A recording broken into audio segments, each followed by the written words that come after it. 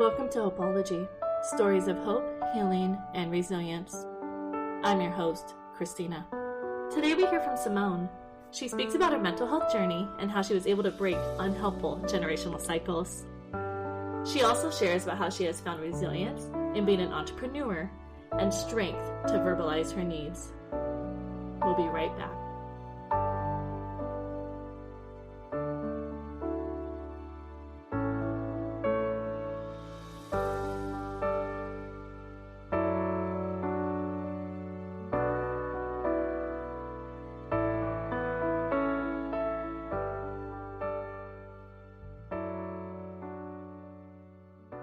Welcome to Hopeology, stories of hope, healing, and resilience. I'm your host, Christina McKelvey. Today we have Symone. Welcome, Symone. Hi. How are you doing today? I'm doing great. How are you doing? Good. Thank you. It's the weekend, so it's nice. Memorial weekend on that. Love that. Yeah, 3-day weekend. Yep. So start off with just telling our listeners a little bit about you. Yeah, so my name is Symone. I am a military brat. So I've lived kind of like all over the place. I have a lot of well-rounded experiences living in like different areas of the country and being able to meet like different people. I get different perspectives to things that I feel like has really helped me. I've also I've gone through a lot of things in my life. So like that also helps me like understand a little bit more about, being resilient and the healing process and like how to go about things in a different way that I feel like most people have not had the ability to really think about or even process in that way that makes sense. So yeah, and I'm only like 26. I've done a lot of my 26 years. I've started a business. I went and got a degree in psychology, and now my career is in digital marketing. Like, I feel like I've done a lot in a little time period. So I would love to share that to your listeners and maybe offer some type of guidance or like cheerleading moment if someone needs it. It sounds like you've, done a lot in your 26 years. You mentioned you're a Yeah. military brat, went to school for psychology, started a business, and then now you've shifted, to digital marketing. Yeah. And I'm curious about that journey, like how that kind of played out or what that looked like for you. So I've always, and I'm gonna be honest, I've been invested in like mental health awareness, but mostly inside the dynamics of relationships between not even just romantic, but platonic relationships and the dynamics of that. I have a minor in family human development that went into a little bit more detail of the dynamics of that. And that's where I fell in love with it, honestly, like seeing like, as a child, what the things that happen to us and how that reflects in our current adult relationships with everybody. It has been truly like intriguing, but I had some stuff that happened to me in college, which caused me not to go and get my master's because I needed to take a step back from academics and just kind of focus on myself because I knew I wasn't going to be the best version and I would have failed out, to be honest, because of the things that was happening to me. So as I was trying to figure out what I wanted to do, because you would know, like you had to go through so much school to get your licensing. I was like, okay, well, if this is not the path I'm going to go on, what's going to happen?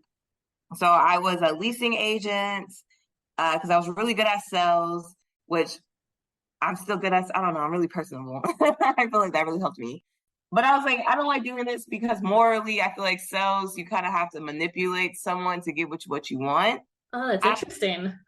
Yeah, you have to be kind of manipulative with sales a little bit. You can't just be like honest and you would think that, they hear you. No, you have to be a little bit manipulative. And I did not like that, especially with the company that I was working for. It just was not, my mental health was going straight in the bin. So I was looking at jobs. But I have this quote of have a confidence of a mediocre white man because they have the most confidence in everything that they do with the least amount of credentials to do what they're doing.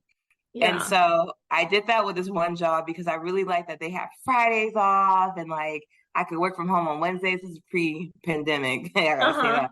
Right. And I went and made it all 3 rounds of the interview for them to tell me that I did not get it. But a few months later, email me saying that they made a position specifically for me to learn the role to get into digital marketing. And then 6 months into my career of digital marketing, I got promoted to a marketing manager. And then after being with the company for like a year and a half, I got recruited to go into the current company that I'm at. And from then on, I've just, I've been in digital marketing. And then with my business, I started that in 2017 when I was in college, because my brother had a cologne and perfume business and he kind of handed it over to me. And I really liked that idea, but I was like so obsessed with candles at the time. And I was like, I wonder how easy it is to make candles. And I researched it, saw how easy it was. And that's kind of what started that candle career. And I've just been doing it ever since. I'm currently not doing it anymore. I'm taking a pause. It's a lot to do for one person. It is a lot, but I enjoy it. And it's crazy because I really was like, I want to do it and I did it. There wasn't really any like planning in a sense, because I feel like you keep thinking about an idea, it makes you not want to do that idea. So I was like, okay, this is the time to do it. Like you're just going to have to fail on the way. Like you learn from your failures. You're going to have to fail on the way. You just accepted that. Yeah, I just accepted that because failure is life. Like you can't grow without failure. Like, so this idea that we have this negative connotation that failure is just bad, I don't see it as that. I see failure as a growth opportunity to do better. Oh, I'm going to repeat that again. Why don't you repeat that? Failure is a growth opportunity to do better. That's a beautiful mindset to have to things. If you accept that you're possibly going to fail and that's okay, the world is your oyster. You have nothing ever holding. You can do whatever you want because I might fail, but that's okay because you will always learn from your failures. The only time that failure is bad is if you are not learning from what you did. Yeah, if there's no lesson. Yeah, there's no lesson. If you're just failing just to fail and you're crying about it and you're just like, oh my God, this happened to me, and you don't push forward past that, I feel you're always going to have a barrier that's going to be from you and greatness and whatever greatness means to you. And how did you find the resilience or the tools to push through that? Because I know some people may struggle with knowing what to do. Yeah, I will say because of my lifestyle and how I grew up being in a military family, my dad kind of instilled in me, okay, this is great, but what's next?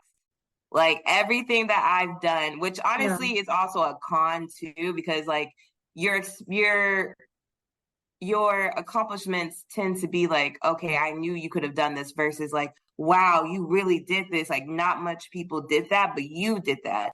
But I have this mindset of like, well, I know that I can do this. And my dad kind of instilled it in me. I graduated college in 3 years. Like, I've done a lot because my dad instilled in me, okay, I expected this of you, but what's next? We're already destined for greatness, so you can do more. So push yourself more. Plus, I did basketball. I played basketball all of my life. Sports, I feel like, is so great with resilience because you're not going to win every game. You're going to do something that you worked on and it might fail. Like you might do it in the game and it might cause a turnover. You can't just cry about it. The game continues, the game moves on. So you have to adapt to failure or else it's just not going to happen. That adaptation, that resilience. Yeah. Kind of that key, like being able to kind of go with the punches or go with the flow. Yeah, you have to be able to go with the punches. Because we're seeing it now, even in the world's adapting. So either you're going to go with the adaptation or you're going to be left behind and try to figure out why is everyone further along than me. And you don't want to ever compare yourself to other people. That is going to be a bomb in your life. Comparing yourself to other people is not a good thing to do. Yeah, that comparison can be detrimental to your growth. Yeah, they always say comparison is the thief of joy. I really believe that. I feel like this is actually why I live a very happy life, because I don't compare myself to anybody. I compare myself to myself of where I Okay. used to be versus where I am now. Like, I didn't think I was ever going to get to this point. I didn't no, if you would have told me I was in digital marketing and I made the money that I made and I live where I live when I was younger, you would have been like, that's not what? That's crazy. Like, you told younger Simone, like, this is what your life is going to be like at 26. Mm-hmm. She could not have even imagined that. So, like, but if I compared myself to my peers who are having kids, who are traveling, who are doing different things that honestly are not in my journey at the moment, then I'm just going to be sad and focused on things that it's not going to benefit me. Mm-hmm. It's just going to be a downfall for me. Yeah, and I like that you specified that it's not in your journey at the moment. We all have different paths and journeys. Right. Yeah, so that's Yeah. theirs and this is yours. Yeah, that's theirs and this is mine, and I'm enjoying my journey. It's been it's been a roller coaster for sure. Yeah. And you mentioned that you've had some ups and downs. Yeah. I've dealt with a lot of mental health. I'm gonna be honest, like most of my life, and it was really undiagnosed because in the Black community we don't talk about mental health, and I Mm-hmm. understand that my parents did not have the resources or tools to be able to give me what they needed growing up, Yeah. which as an adult, I understand that. And I'm still trying to navigate, like, how can my inner child is still hurting, Mm-hmm. but at the same time recognize that their inner child is also probably hurting too. And that they weren't given the need and emotional support that they needed as a kid from their parents because of all the things that Black people had to go through. Back in the day, they're not focused on emotional well-being, they're focused on surviving. And Mm-hmm. when you're put in that mindset consistently, millennials really is the first generation, if you think about it, that's able to like sit down and reparent themselves, because although America is still hostile to African Americans or Black people, Mm-hmm. it's not as bad in a sense as it was back in the day. So I had to figure that out on my own of dealing with depression. I was diagnosed with depression. I was diagnosed with CPTSD. I've been Mm. diagnosed with anxiety. I've been diagnosed with bipolar 2. Okay. And that's a lot. And it takes a lot to not become your diagnosis, Yeah. because, people look at you differently. When they know that about you, they look at you differently. And I want to be a role model to say that I am not by diagnosis. And I do have moments where I'm struggling, but I am not my struggles. I am better because of my struggles, although I wish I didn't have to go through some of the struggles I went through. I went through many essays. I went through an abusive relationship. I took 2020, I think, Mm-hmm. was the year that I started therapy. And 2020 was the year I started actually really focusing on my healing and my journey of becoming an actual confident person, someone who had high self-esteem, someone who could look in the mirror, and I only talk positivity into myself. Not only, because that's unrealistic. We have our Yeah. moments, we're human. It was a But focus. yeah, Yeah. it was a focus, because I used to be such a negative Nancy. I Mm. used to be such a negative Nancy. I saw the world in such a like negative way. And when I realized that your thoughts are so powerful, you think negative, your life will become negative. But you think with a growth mindset, you think well, yes, this happened to me, or Mm-hmm. yes, I had a bad day, but my mindset is the sun always comes up and you will have another chance to do it again. Mm-hmm. So you have that mindset, you take it one day at a time, you'll slowly start seeing a shift in your life, and you'll start seeing a shift in your happiness, and you'll start seeing a shift in all of that because you're focusing on becoming a better person and having a better mindset. That's where you learned a lot of those different tools Mm-hmm. for growth mindset and how to develop that different perspectives, and Yeah.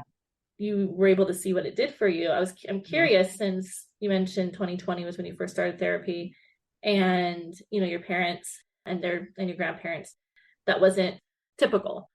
Yeah. How did your parents react to, or family members in general react if they did. None of my family is in therapy. I'm going to start with that. I am the black sheep of my family. I made it my goal where some of the generational curses stop with me. And that means sometimes fighting with family members. And that means sometimes you have to cut off family members because they're so stuck in their ways that you realize that you cannot bring that into your life. You can't take that on and internalize that. And I've had that conversation with my mom saying, not really my dad. Me and my dad don't really talk about, I've given up on that. I've personally given up on trying to get my dad in therapy because of his mindset on why people should go to therapy. He's stuck in his ways. He's in his 50s. I'm going to let that be. But with my mom, we're making small progresses there with her. It's still not fully, but we're making progress with there. And I remember calling her in 2020 because a triggering moment actually happened to me on social media. I don't want to dive too deep into it, but basically it was like a dark time on Twitter, and people were talking about the Vanessa, I can't remember her last name, case where she was found essayed on the base in Texas and dismembered. Yeah. And Twitter was such a dark place at that time, and people were posting the ages of when they were essayed and things of that sort. And what triggered me was that during this period, a lot of people knew what happened between me and my ex and did not support me, but was on Twitter talking about, I would support those who are going through it. And that put a fire in me of anger. I was such an ugly person at that time of the things that I was feeling, and the resentment and the anger, it kind of took over me. And I'm not even gonna lie, I went on Twitter and I blasted everybody. I was like that. I said, F you, I called names out too, because I'm like, you guys still support my abuser. You guys still support this, but you're on Twitter talking about like, I stand with survivors and all the other stuff. And to me, you knew a survivor and you didn't support me, but you're being performative on Twitter. And a lot of these people, again, living in Arizona, there's not a lot of Black people. And these people were also trying, the Black Lives Matter movement was happening. They're like, I stand with Black people. I stand with survivors. You know one. Yeah. And you didn't support me. And it's the anger, the all of that, it took over me. And I remember calling my mom. Ooh, I'm getting emotional. I remember calling my mom, crying. I was like, Mom, I need therapy. Like, I need therapy. I need to be in this. Like, if I don't get therapy, if I continue on this road, I don't know if I'm even going to be here anymore. Like, I can't do this. So that kind of like started that journey for me of realizing that I'm not what I went through. And I also don't believe that like I don't think people have to struggle and go through abuse and assault to understand that life is hard.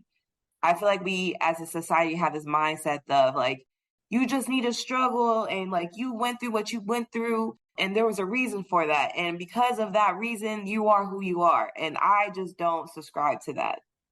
It's not necessary for growth. It's not necessary. What happened to me was not necessary. I didn't have to learn what I learned through what happened to me. And I wish people would stop thinking that you need to go through excessive trauma to learn how to be the best version of yourself, because that's not needed. That's not necessary. And like what messages are being received, when people hear that. Yeah.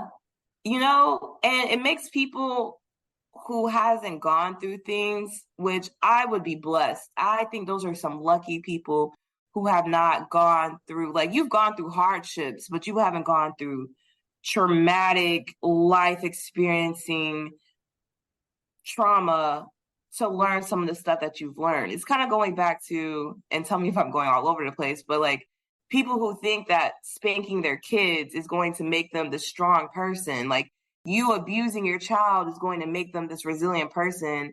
And they see gentle parenting as a weak form of parenting when that's not the case. Right. They're treating their kids as humans because they're little people. And I just think the we gentle have this, parenting. and gentle parenting. They're treating them as humans. They're treating them with respect. They're treating them as if they are children who don't know any better, versus hitting them for not doing what you want them to do. And this kid doesn't even know what you're asking of them. Yeah. We are too lenient with abuse in this country. And we keep using that as a way to, I can't even think of the word, as a way to like make stronger people, I guess. Like, I think that's what people think, that if you abuse this person and they go through this, then they can go through anything. And that's just a terrible mindset to have. To me. Yeah. So, yeah. No, it's true. I mean, I think it's almost celebrating or putting on a pedestal the abuse. Celebrating abuse. And it's weird. It's a very weird thing to do. And I'm kind of happy that Gen Z and millennials are taking that step to change that, to change the generational curses of, I don't want to be like my parents because I see how I am and I don't want my kids like that. And that's beautiful. That's a beautiful thing to see the progress of that. Yeah, that intergenerational trauma, like, you're right. You know, there is a lot of healing going on, and mental health is being shown as a positive as opposed to like a secrecy. And you're able to tell your mom, I need therapy. You're able to recognize that. Yeah. You're smiling now as you see it. You're like, yeah. Yeah. I feel like I was a seed and I blossomed into this little flower. And like, I get so happy seeing, because it's funny because I have a friend and I asked my friend, I'm like, what kind of person do you want to be?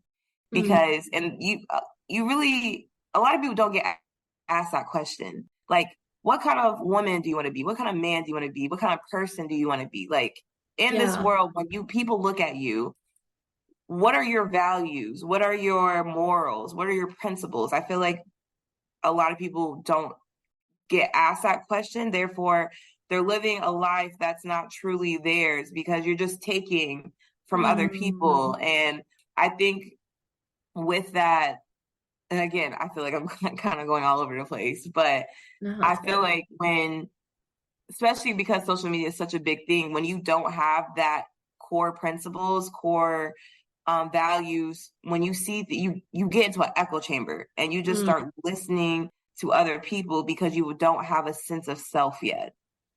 I like focusing on yourself could be the most, and like for everybody, it could be the most important thing to establishing a great career, establishing great relationships, establishing a great like self-esteem, is sitting with yourself and figuring out, well, what kind of person do I want to be? Yeah. He didn't have an answer, but then he asked me, and I was so proud to tell him what kind of person I wanted, like what person I think I am and what I wanted to be and how I live my life. I think I have a purpose on this earth to like, I want to be a yellow or a bright spot in a lot of people's lives and like change their life for the better and see that there are good people out here who are genuine and authentic, you know? Yeah. And you mentioned earlier that if you have a positive sense of self or understanding yourself in relationships.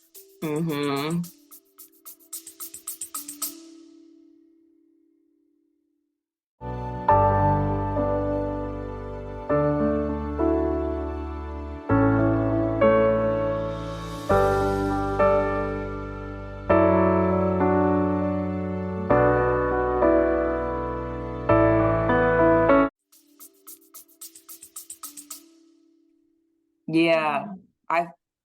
Relationship, oh man, because I'm currently single, and when you've taken the time to be self-aware and be more emotionally intelligent, you will find dating to be very frustrating because you'll come across a lot of people who have not yet done the work, and you will come across a lot of people who will, in a sense, be a leech to you because they see you have a healing spirit and they want that for themselves, and they don't have the best intentions for you, but they want to better themselves, so they're going to use that by using you. which in a sense still does not help them, you know? Yeah. And then attachment styles, when people don't understand what kind of attachment style that they have, or triggers that they may have in relationships. We all know relationships will trigger you. You can be the most healed person, get into a relationship, and this person will trigger you, and you don't even know where this trigger even came from. And again, when you sit down and you realize that more times than not, things are not personal. Right. When someone has said something to you or does something to you, more times than not, it's not personal. It's a reflection of how they see themselves and how their thought process is. And when you realize that like a lot of people are still healing from things that happened from their younger version, you start to not take things like you take a step back. You're like, I see why you're saying what you're saying. And I see you're saying that you're hurt for this reason, but I'm taking a step back and I see there's a deeper reason behind that hurt. Like you have a more understanding of people and it makes relationships better. But at the same time, I'm not perfect. I always tell people I'm not perfect. I'm still dealing with emotional unavailability at my at my big age right now. Like emotional unavailability. Emotional unavailability. It's very hard for me to connect emotionally at this point in time. Like that's something I'm working through at this moment of trying to learn how to connect emotionally to a partner. It's kind of difficult for me. So it's been a little difficult for you. So that's still something that you're unpacking and navigating a little bit. Yeah. I always tell people on my social medias, I want everyone to know, like when I'm talking to them, I'm talking to you as a person. I'm not talking at you. I'm not better than you. None of that. I do not think I am greater than anybody. I keep trying to stay humble because I know how difficult life is. I was just blessed enough to have, I think also my degree really helped me. Like it really helped me having that foundation of schooling in psychology and the emphasis of family human development gave me access and knowledge to things that a lot of other people are not going to have that because you did not study it. So I was able to use my degree more in a personal sense than I am in a career sense. And I love that because I think school is a scam. So school's a scam. I think school is a scam. I think college, to an extent, not for every career or profession, it's a scam. Not at all. I think if you're a doctor, definitely need to go to school. But for like certain things, I think it's a scam. So I'm glad that I was able to use my degree, maybe not in a career sense, but it helped me in a personal sense. So, you know, I'm still working it out like everybody else. Again, I'm only 26. I've only been on this earth for 26 years. I don't know everything. You're a baby. Compared to me. You know?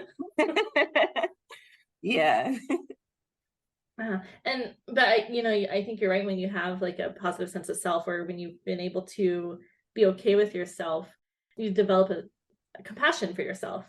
Yeah. And then you're able to instill that same compassion to others, whether that's a romantic relationship or your family or friends or people on Twitter that driving you insane. Or trying to, at least. Again, not perfect. Yeah. Make mistakes. You're going to make mistakes. For sure. Yeah.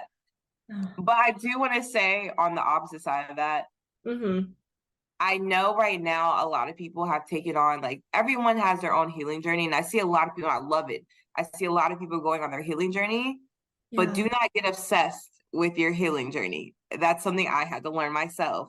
Do not get so obsessed. You start to get self-critical of yourself. Like, you know better, but you didn't do better. And now you're upset with yourself because you didn't do what you know you could have done or that you should have done. Instead, you allowed yourself to make a mistake, and that's okay.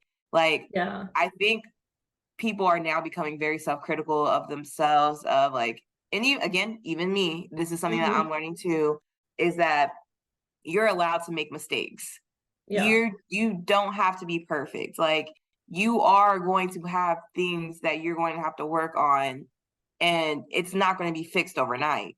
I have a problem sometimes with confrontation with people that I don't know. And I had a situation with a friend where I did something messed up. I just they wanted to do this like business thing and I wasn't feeling it. And I told my friend I wasn't feeling it, But she wanted me to tell everybody else that was involved, and something in me just, I couldn't do it. And in a sense, I guess I ghosted. And she had every right to be very upset with me because of that, because the other people wanted to hear it from me that I didn't want to do it anymore, but I just couldn't do it. And she talked about it, and she made it very known that she was upset with me, and that, she wanted me to do better. And I took that and I was like, you're absolutely right. Like, you're absolutely right. And she didn't think that my apology was sincere. And, that's not for me to try to force that. I know it was sincere, but that doesn't matter. What she felt was it wasn't insecure. And so therefore she's still hurt. And so I just have to sit in that. I have to sit in the discomfort that I did something wrong. And a lot of people need to be okay with sitting in the discomfort of, you maybe did a wrong thing. They don't have to forgive you right away. That's not up to you to force them to forgive you on something you did. Right. And right. That's hard. That is very hard. That's a very hard thing. Sitting in that discomfort. And I think that ties into what you were saying about, just how the opposite side, how we can almost be hyper-focused in what we've done wrong. And because maybe we don't like to be feeling that discomfort. Yeah, it's a terrible feeling, but we have to be okay with it. Life is not happy all the time. I think that we try to positive our way out of things, that sometimes you just need to sit in your sadness, and you need to sit, not forever. Don't stay there. Right. But sit sometimes in the discomfort, sit in, it's okay to be mad. I don't like when people say, don't be mad. No, be mad. Feel your emotions. Your emotions are valid. If someone did something to hurt you and you're mad about it, be mad, but also pour into something that's going to help you not be your demise. Sit in your sadness and let yourself feel that. I think that we don't want to feel it, and this is where I'm still learning this, is I cut off my emotions because I didn't want to feel negative emotions. But you need to feel negative emotions, because how are you going to appreciate the high if you can't feel the low? Yeah, it's that balance. Yeah, it's yin yang. Yeah. Yes, exactly. We don't need toxic positivity, where we swing one way. Yeah. So you gotta sit in it, and that's okay. It's okay to sit in it. Just don't stay there. Don't stay there. Sit in it for a little while. Cry if you need to. Go to a rage room if you need to. Journal, poetry, play a sport, go work out, whatever. Put that energy that you feel into something, but just don't stay there. Don't let it engulf you.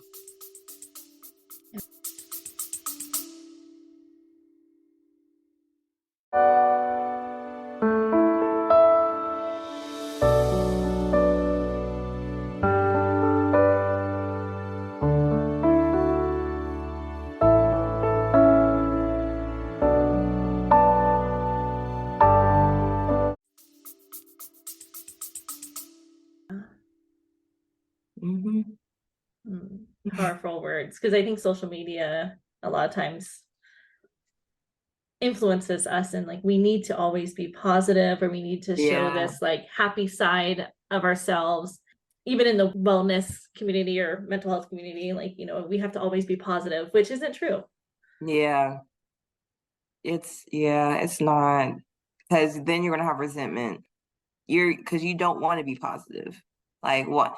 And you hear people, just smile, or you're gonna get over it, and I sometimes hearing that, you're just like, I don't want to hear that. I want to be upset. I want to be mad. I want to feel how I'm feeling, and I want my feelings to be validated. And I also feel like people don't know how to validate feelings. Validating feelings isn't just telling someone your feelings are valid. That's not validating your feelings. Validating feelings is hearing them, and actually seeing them and hearing them, versus just telling them your feelings are valid. That's not what validating feelings are like. But again, that takes a lot of growth. It takes a lot of self-awareness. It takes a lot. I don't know how I don't know how I got to this point. I'm happy I'm here. Yes. but I don't know how I got to this point. But like, I think it takes a lot of intention, being intentional. You have to be intentional with it. And Mm-hmm. again, it's hard. Life is hard. This is a hard thing. It's a hard thing to do. Well, it's So that journey you went on. yeah, it's a journey. But I just want people to be soft in their journey. Like, give yourself compassion and talk to yourself nicely during this journey, Yeah. but also hold yourself accountable. Yeah. Yeah. Yin It's that and yang. compassion. Yeah. Yin and Balance. yang. Yeah. Hmm. So with that being said, having that compassion, being soft with yourself, but hold yourself accountable, yin and yang, looking back at this journey that you've been on, your 26 years, are there any moments where you look back, you're like, yeah, I'm going to be compassionate to that inner child or to that early young adult self? Like, to myself? Mm-hmm. Yeah. Ooh, yeah, no, I'm actually going through that right now. I've taken this time, this summer for me, and I've told everyone this, is like my inner child summer. Like, I want to go to amusement parks. I want to go to water parks. Like, I want to go to museums, and like, I want to appeal to my inner self because I have a childlike personality. Mm-hmm. Like, and I feel like it's because I didn't get a chance to be that when I was younger. I didn't get to experience a lot of things I wanted to. So now I'm doing it for myself. Like, now I tell my younger self, like, you want to do this? Let's go do it. Like, let's go have fun. Like, yeah, I'm 26, but I don't think because you're an adult, you have to be boring. You don't have to hate Yeah. your life. Like, I remember growing up, everyone kept saying that they hated, like, adults hated their life. Like, they were miserable.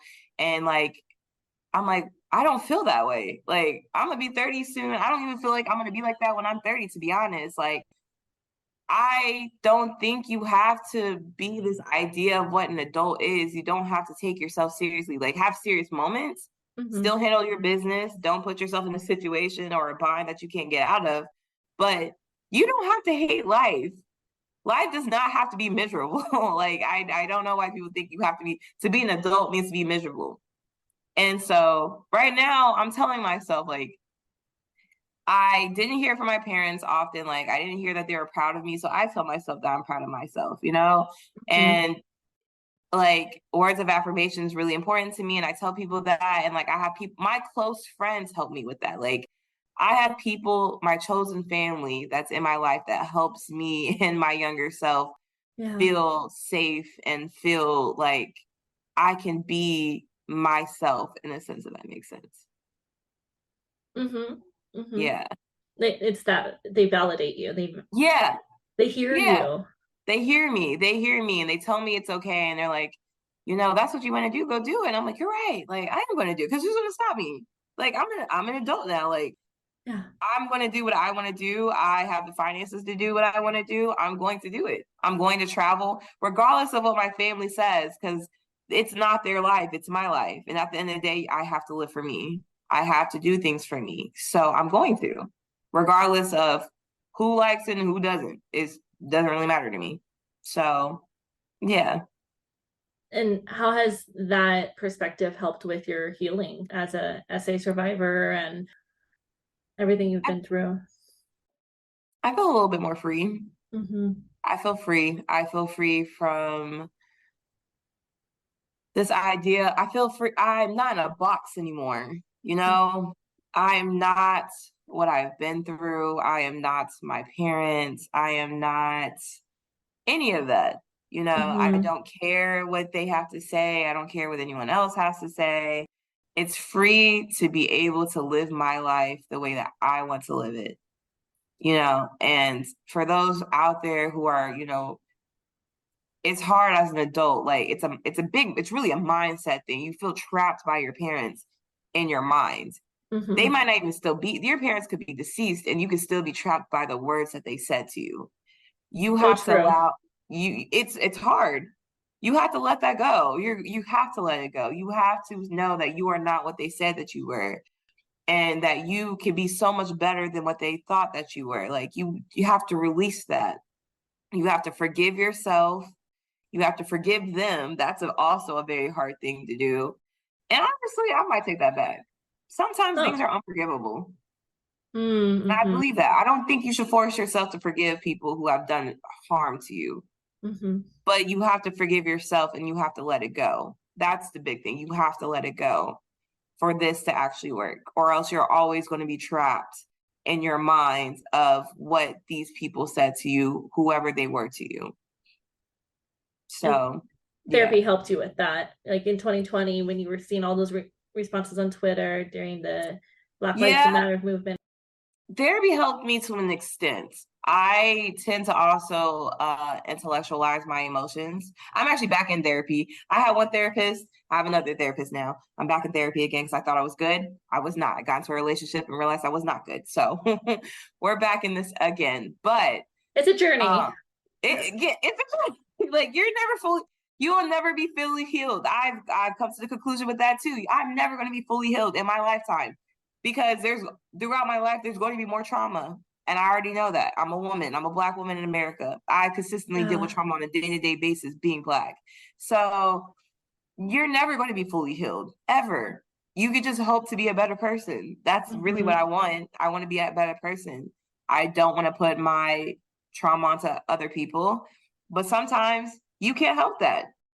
That's another thing. Like, you're going to be a villain. I'm a villain in some people's stories. That's a good even though I know that I'm not a bad person, I'm a villain in other people's stories because they encountered me while I was at the worst. They encountered me in my ugly. So I know that there are people probably healing because of me, of the things that I did. That, again, does not make me a terrible person. I know I'm not a terrible person, but I also can recognize that I've done bad. I've been through bad. I've did people dirty, even if it wasn't intentional. But intention versus impact. Like, I did people dirty that I didn't mean to, but I did. And now they're healing from that. And so they might not like me, and that's understandable, and I can't force that. There are people in my life that I just cannot stand. Like, I do not like them. I don't care that you're a good person now. I don't care, like, how you are right now in your life. Because of what you did to me, I don't want to be associated with you. I don't like you. I probably don't even know you right now, but I still don't like you. I don't want to get to know you. I understand that. Like, I understand, like, I'm a villain too. I'm a villain in people's stories. I accept that. It is what it is. We all have our own stories. Yeah, we all have our. We're the main character in our stories, but we're villains in others, and we're a side character in others. I play. I have this thing where my life is a movie, and there are chapters or scenes where it's boring. And there's scenes where the writer decided to add a little sparkle in there. And they're like, oh, like recently I was in a relationship and it was long distance and I was supposed to go see him. And my writers decided to add a little sprinkle in there. And this girl decided to comment under my Instagram post. And 10 hours before I was supposed to see him, and it started this whole thing. I was like, and the timing of that was impeccable. I was like, oh my gosh.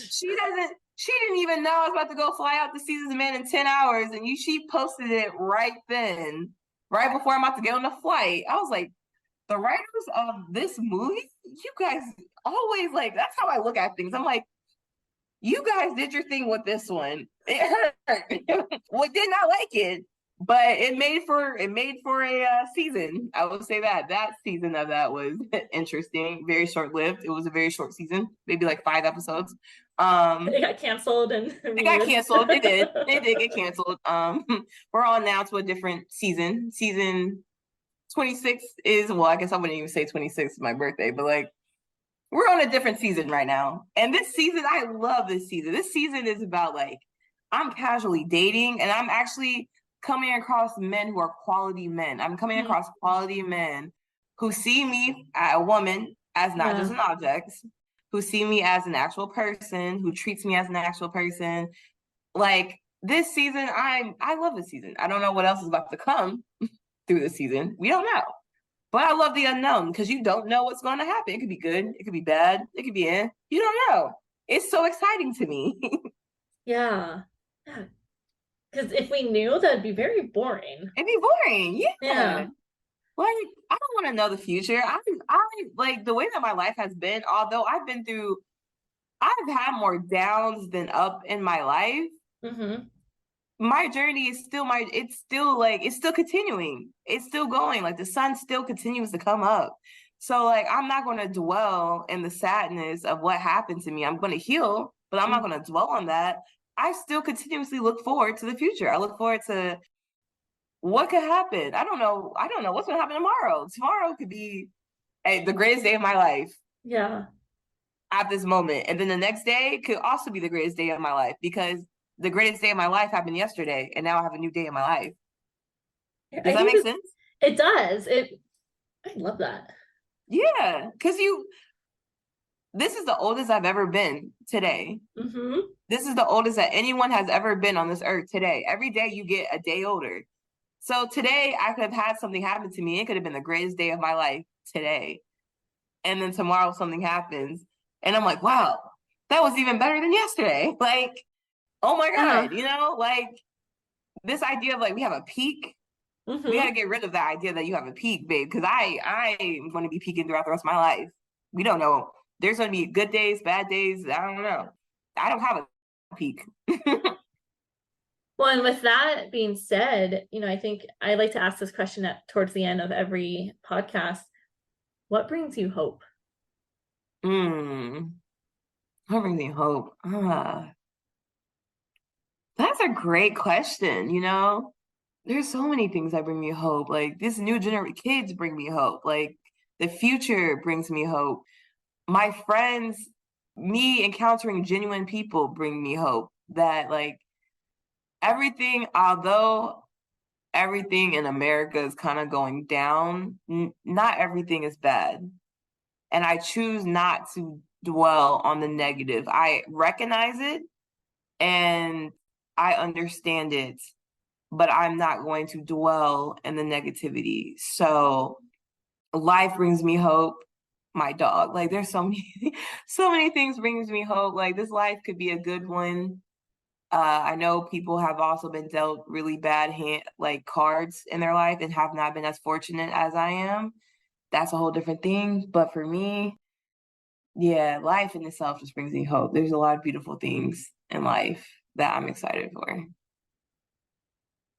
And I'm excited to, hear and see and witness more of your journey and growth. Yeah, thank you. I appreciate that. Yeah, of course. Well, Symone, it was really great having you, on my podcast. Yeah. Thank you. And yeah, like I said, I really look forward to, seeing the next chapter in your story, the next episode of your TV show. Thank you. I appreciate that. I can't wait either.